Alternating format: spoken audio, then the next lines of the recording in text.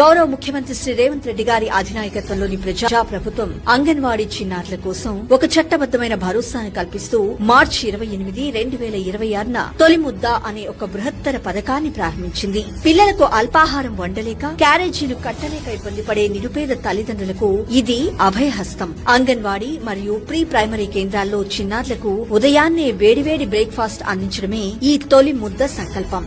దేశంలో ప్రస్తుతం ఆహార భద్రత ఉంది, కానీ సరైన పోషకాహారం అందడం లేదు. అందుకే బిడ్డ కడుపులో ఉన్నప్పటి నుంచి తల్లికి, పుట్టిన తర్వాత చిన్నారికి పోషకాలు అందాలని ప్రజా ప్రభుత్వం తగిన ప్రణాళికలు రచించింది. ఈ పథకం కింద రెడీ టు కుక్ పద్ధతిలో రుచికరమైన ఉప్మా, కిచిడి మిక్స్ వంటి ఆహారాన్ని అందిస్తున్నారు. క్షేత్రస్థాయిలో పర్యవేక్షణ కోసం అంగన్వాడీ కార్యకర్తలకు ప్రజా ప్రభుత్వం మొబైల్ ఫోన్లు కూడా అందజేసింది. నేడు పిల్లల్లో కలిగే పోషకాహార లోపమే రేపటి అనారోగ్యాలకు మూలం కాకూడదన్నదే ప్రజా ప్రభుత్వం యొక్క తపన. ఆరోగ్యవంతమైన బాల్యమే శక్తివంతమైన సమాజానికి పునాది అనే నినాదంతో ప్రారంభమైన ఈ తొలి ముద్ద పథకం తెలంగాణ రాష్ట్రంలోని భావి భారత పౌరుల భవిష్యత్తుకు గట్టి భరోసా.